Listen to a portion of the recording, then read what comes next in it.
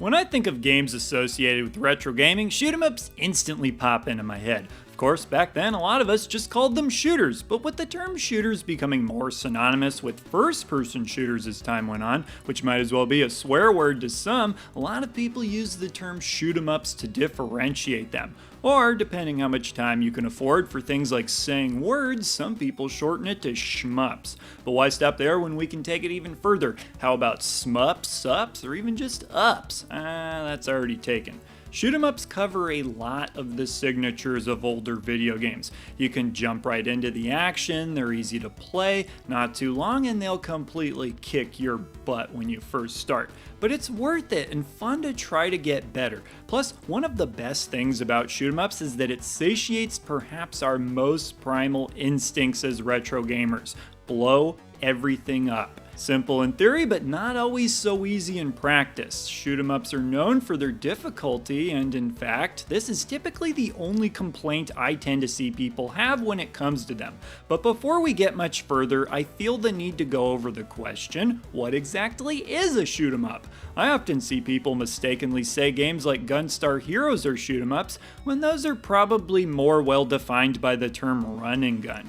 The thing is, what constitutes a shoot 'em up still sparks a bit of debate, but in general, it refers to games where the screen automatically scrolls, either vertically or horizontally, and you have to shoot everything you see. Often with some sort of spaceship, though there's plenty of examples where it's something else. They require a good balance between offense and defense. You want to blow up the enemies as quickly as possible while also being mindful of what's coming at you so that you can dodge enemy fire. All it takes while playing is a successful string of dodging and blowing up enemies, the old bob and weave, to feel the hook of these games. What I find most interesting though is the range of experiences people can have with them. You can either have a more casual blow stuff up and don't get blown up experience, or you can dive into the world of the hardcore, where it takes hour-long videos just to explain all the scoring mechanics at play. It's great that this amount of intricacy exists for fans who want something to really sink their teeth into, but it's certainly not for everyone. So why don't we start with the good shoot 'em up for those looking to get into the genre? My go-to recommendation is typically Thunder Force 3 for the Genesis. It's fairly easy by the genre's standard, but still considered a really good game regardless. The game was originally made as a console game, which is important to note because a lot of shoot 'em ups start out as arcade games and then get ported to home consoles. Speaking of which, let's now transition to a game that would be one of the last games I'd suggest for beginners: Battle Gara. What makes it a poor choice for beginners also makes it a favorite among many hardcore fans of the genre, and also a great game to illustrate just how elaborate the strategy in these games can become, and especially if you're trying to make it through on just a single credit, which yeah, that's what enthusiasts of these games are shooting for. Hold on to your butts for this one because I got a lot of information coming your way. You see, Battle Gara has a rank system where the game will increase its difficulty just from doing innocent things like, oh, I don't know, using bombs. So what, you're just supposed to not use bombs? Bombs are like a get out of jail free card in these games. You're about to die and you just quickly use a bomb out of panic to save yourself. Well, you do use bombs in this game, but you use them in order to blow up certain parts of the stages to score more points so you can earn more lives. Oh, well that's nice, the game lets you earn extra lives, you might be saying, but not so fast there, Sparky. You need to earn extra lives so you can lose those extra lives by intentionally blowing up your own ship to decrease the game's rank, aka difficulty. To get your score up, you'll also need to be pulling off the circus act of juggling medals, not to mention dodging a million bullets coming at you that are conveniently colored to blend in with the background. That's right, you can only afford to die in this game when you decide to, not from goodness forbid making a mistake. Or you can always go with the blow stuff up and don't get blown up strategy by either playing a different game or just ignoring all the intricacies that can go into some of these games and not worry about how many credits it takes to get through. Shoot 'em ups are a great example of games that you can just credit feed your way through the game if you want to.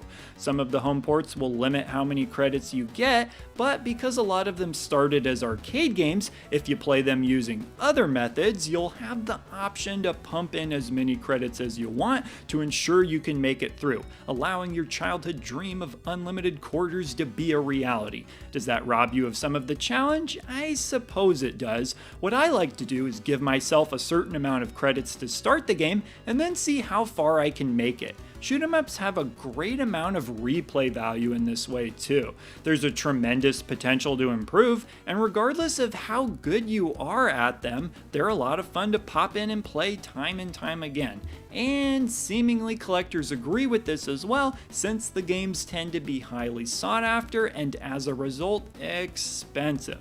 I really do think this has a lot to do with the fact that these games can be played by anybody, no matter how hardcore or casual. The Saturn and PC Engine, also known as TurboGrafx-16, are known for having a lot of these games. The Saturn is especially notable for the time period during which it was able to support shoot 'em up games. As the industry was trying to move away from 2D games and towards 3D games, a lot of Japanese developers were still making shoot 'em up games, making the Saturn a great outlet for these games to be ported to a home console. And even though a lot of these games stayed in Japan back in the day, like anything else in the retro gaming sphere that's good, gamers would eventually find this stuff. Also, because a lot of these games were exclusive to Japan, it gives them a bit more of an exotic feel in their own way too. I mean, these games have names like Radiant Silvergun and Batsugun, not exactly titles you'd be picking off the shelf at Target. Luckily, lots of these games are very accessible to play using other methods, and some hardcore fans even prefer these methods due to greater accuracy compared to certain home ports. This method also seems to pair nicely with computer monitors, which are popular for having little to no input lag. As you can imagine, this is important for games like these, where the difference between dying and escaping a close encounter can be very close. But what about playing these games on CRTs? That's right, STGs on CRTs. Well, CRTs are a good option for those who hate input lag, so naturally they are a good fit for playing shoot 'em ups, as well as illustrating one of the aspects of shoot 'em ups that I get a lot of questions about. You see, many shoot 'em ups had a vertical orientation when played in the arcades, leaving companies with a problem when bringing them to home consoles. With that problem being, what do we do? Well, in a lot of cases, games would offer what's called a tate mode, where you could actually flip your TV on its side to have it match the orientation of the original arcade game and take up the entire TV screen. Because CRTs can be a pain to move, you could always just lay on your side to play this way, or heck, if you're really looking to get comfortable, just flip your TV 90 degrees clockwise and then go upside down to play it. Hey, there's a bunch of dust underneath my couch. Now, you might be thinking, okay, what's the big deal with just having it only take up part of the screen if it allows you to skip the hassle of flipping your TV? Well, not only does flipping your TV allow you to match the game's original orientation, but also the game's original resolution, which is very desired for games like this, because it makes it feel like you have more space to work with when the playing field isn't condensed into a smaller resolution. Of course, there is one more option, which is the option that I always use when recording these games. Most games will allow you to reorient your controls so that you can play the game with a horizontal orientation instead of a vertical orientation. This is my favorite solution because I can avoid flipping my TV but still get the full resolution. Alright, and then I certainly can't forget to mention bullet hell shooters, HE double hockey sticks indeed. Known for their giant swarms of bullets, to counter this you'll have a smaller hitbox, making it harder for you to get hit by the bullets, as well as many of the bullets, but not all, moving at a slower speed to make them easier to dodge. And yet, they still tend to be very difficult and certainly not recommended for beginners. It can feel like trying to dodge rain in a rainstorm or dodging a fistful of rice.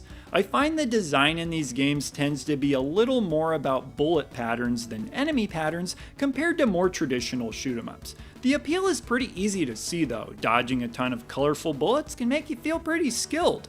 I will say that while they may initially appear impossible, they're not as bad as they look. But that about does it for my thoughts on shoot-'em-ups. Of course, there's so much more that could be said about individual games, like how revolutionary the first R-Type was, how losing your power-ups in Gradius drives people crazy, so on and so forth. I've always admired how much passion people have for these games, and while I play them more casually nowadays, every now and then I like to really focus in on one of them, and I love knowing that there's a subset of gamers out there that are so dedicated to them. That's just the kind of value and enjoyment that they offer. But with that, I would like to hear what all of you have to say about these games. Did you play them back in the day? Do you still play them at all nowadays? And if so, which ones? So leave your answers down below or any other thoughts you may have, and I will see ya in the next video. He's the retro bird, yeah, and he's talking about video games. He's the retro